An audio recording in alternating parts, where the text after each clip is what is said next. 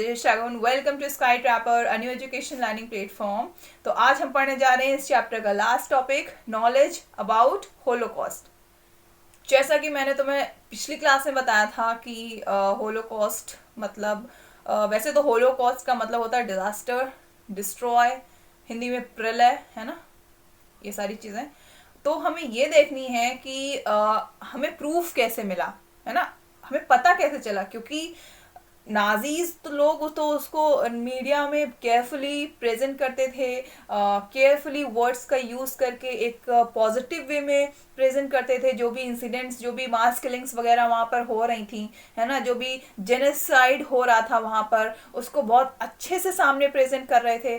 तो फिर हमें कैसे पता चला, है ना। ये नॉलेज अबाउट होलोकॉस्ट में यही है कि इस प्रलय की, इस मास किलिंग की, है ना, इस क्रिमिनल एक्टिविटी की हमें कैसे खबर मिली, कैसे पता चला, नॉलेज अबाउट होलोकॉस्ट। तो वही चीज हमें आज देखनी है। तो चलो फिर देखते हैं। फर्स्ट पॉइंट है, information about Nazi practices had trickled out of Germany during the last year of the regime. मतलब नाजीज के द्वारा किए गए कारनामे कैसे बाहर आए, किए गए छलावे कैसे बाहर आए जब नाजी शासन के अंत तक बाहर आने लगे थे।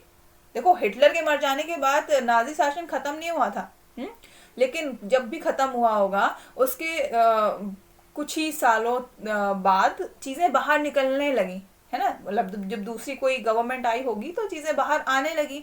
और खासकर तब जब वर्ल्ड वॉर 2 खत्म हो चुका था, उसके बाद धीरे धीरे उनकी पोल खुलने लगी थी। कैसे खुलने लगी थी? पहली बात तो ये है कि जब जर्मनी हार चुका था तो उसके बाद लोग इतना ज्यादा डर गए थे, बहुत ही लोग, मतलब आसपास के देश भी, है ना, जो उस वॉर में शामिल थे वो भी, क्योंकि देखो वॉर होता है ना तो लॉस भी होता है। इकोनॉमी, हर देश की इकोनॉमी डगमगा जाती है, तो और इसके अलावा जाने भी जाती हैं।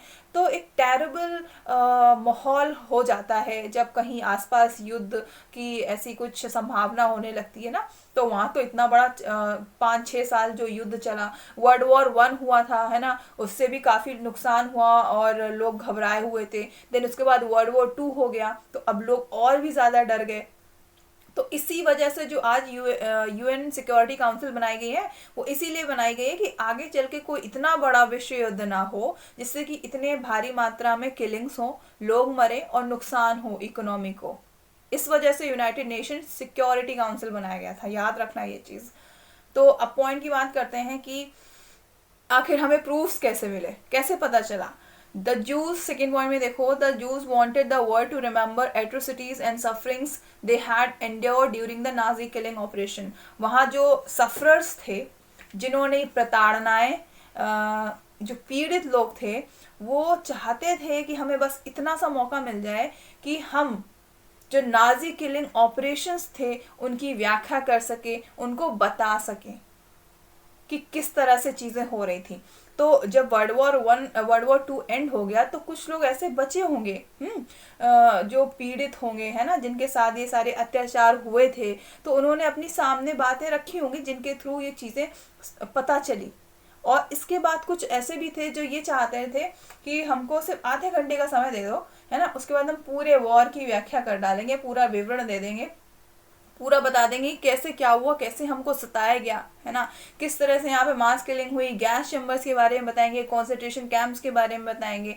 तो वो ऐसा चाहते थे वहाँ पर लोग। और जब उन्हें मौका मिला तो उन्होंने मीडिया के थ्रू और बुक्स के थ्रू, डायरी के थ्रू, पोएम्स के थ्रू ये चीज़ें सामने रखी। सामने क्या रखी, वो क्या करते थे कि वो लिख लिख के रखते थे ना। मतलब उनके अंदर एक वर्ड यहाँ पर यूज हुआ है, इनडोमिटेबल स्पिरिट।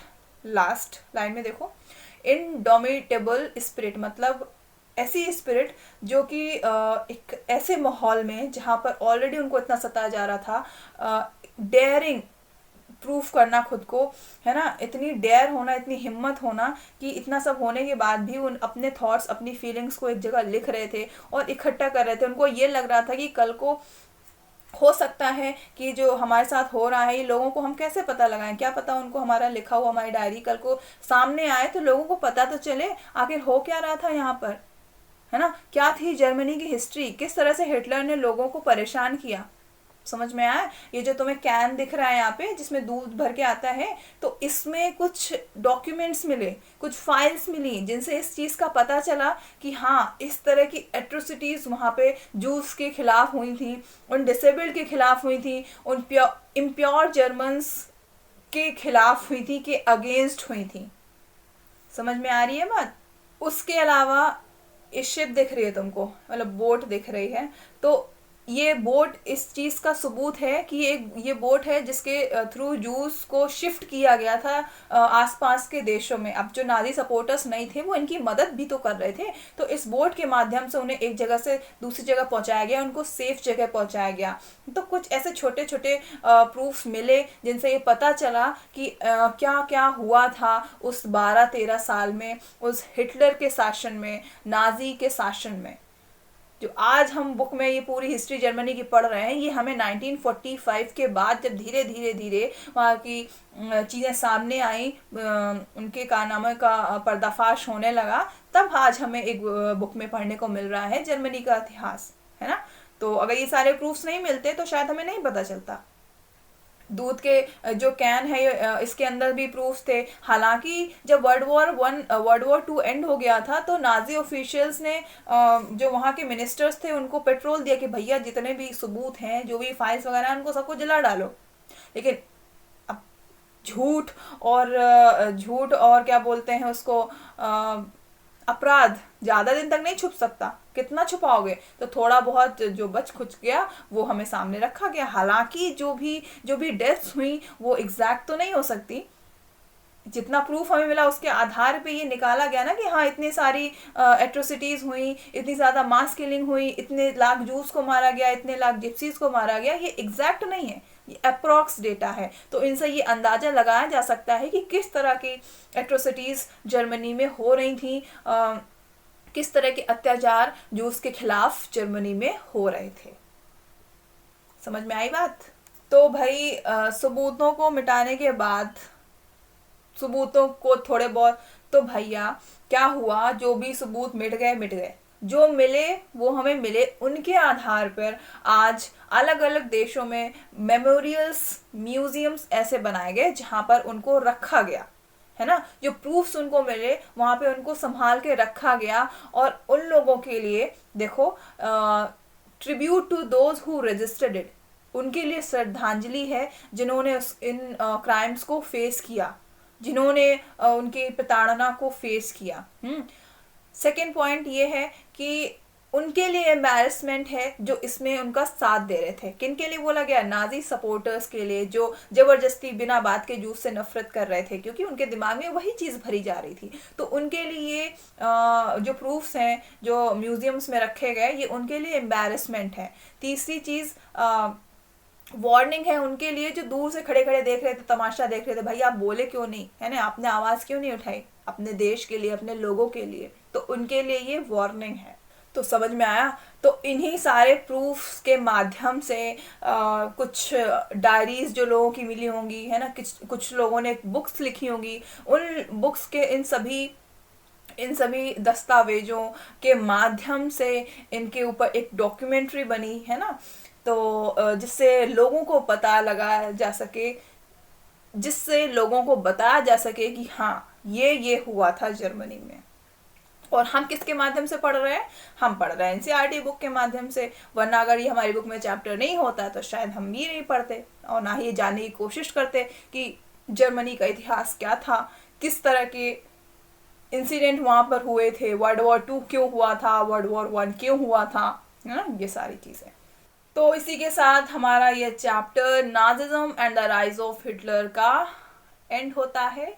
और ये इमोजी इतना अच्छा नहीं बनाया है क्योंकि इसकी एंडिंग इतनी भी अच्छी नहीं हुई और इतनी भी अच्छी और इंटरेस्टिंग हिस्ट्री नहीं रही, इस वजह से ये डरावना सा इमोजी है ना। तो मज़ा आया इस चैप्टर में, जो भी हो, अच्छा हो बुरा हो, लेकिन इंटरेस्टेड था, है ना। हिस्ट्री में अभी तक हमने जितने भी चैप्टर पढ़े, फ्रेंच रिवॉल्यूशन, रशियन रिवॉल्यूशन और ये जर्मनी का रिवॉल्यूशन, अलग ही लेवल था इसका। तो कैसी भी हिस्ट्री हो लेकिन अच्छी है, फिलहाल अभी तक तो अच्छी है ना। तो हिस्ट्री इतनी भी बोरिंग नहीं है, अगर तुम उसको रिलेट करो, इमेजिन करो, है ना, तो वो और भी ज़्यादा इंटरेस्टेड हो जाती है। हमें पता चलता है कि हमारे इस दुनिया में आने से पहले क्या क्या कारनामे हो चुके हैं, क्या क्या हो चुका है। यू नो व्हाट, जब हमारे पास नॉलेज होती है ना, तो हमारे सोचने के तरीके बदल जाते हैं, हमारी जो थिंकिंग हो जाती है वो बहुत ज़्यादा ब्रॉड हो जाती है, हमारे पास बोलने के लिए वर्ड्स हो जाते हैं और एक कॉन्फिडेंस आता है। तो ज्ञान चाहे हिस्ट्री का हो, ज्योग्राफी का हो, पॉलिटी का हो, इंग्लिश का हो, या फिर किसी भी सब्जेक्ट का हो, लेना चाहिए, है ना। आज नहीं तो कल हमारे लिए वो यूज़फुल होता ही है। तो ये आज का ज्ञान था हमारी तरफ से, लेना चाहे तो ले लेना, वरना कोई बात नहीं। तो फिर इसी के साथ हम भी चलते हैं, अलविदा। फिर मिलते हैं हिस्ट्री के 4 चैप्टर के साथ। सो बाय बाय। पूरा चैप्टर फिर से पढ़ो, इतना तो तुम नहीं पढ़ोगे, हिस्ट्री तुम्हारे लिए इतनी इंटरेस्टिंग नहीं है, लेकिन हाँ, अगर कुछ भी चीज़ लग रहा हो, कुछ भी डाउट हो, है ना, और कुछ पॉइंट्स क्लियर ना हो रहे हो, तो एक बार वीडियोस को देखो वापस से जल्दी जल्दी में।